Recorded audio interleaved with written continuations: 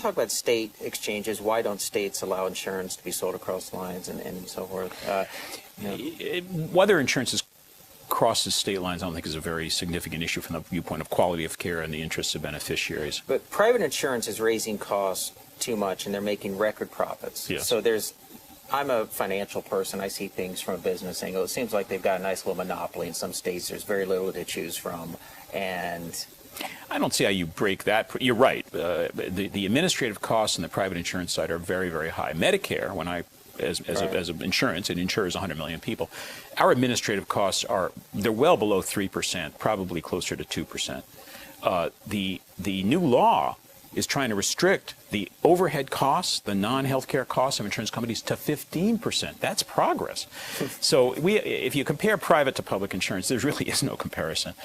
I think that the solution to that is making care better and trying to keep encouraging the insurance markets to be spending more and more of their money on care and less on waste. Wow. I don't see how creating larger aggregates that can sell across state lines is a particularly efficient solution to that.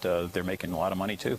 Well, I live in New York City, which the Dartmouth Atlas and everyone would say is got a lot of hospitals that are probably overutilizing. And I personally would rather get my care from Ohio State, where I grew up, and where my parents get care.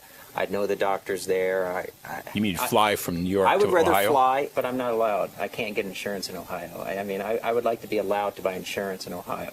Well, more power to you. Most people don't have that option. They're in their local markets. They're going to get care in their local markets. And I'd like it to be the case that you wouldn't have to think about that. Right. We can create a care system in New York that wouldn't make you think about going 10 miles, let alone 2,000. I think it's everybody can have great care in this country. We have to change. This is an important matter about local activity because healthcare is a local phenomenon for most people. Most people can't get on the plane to Ohio.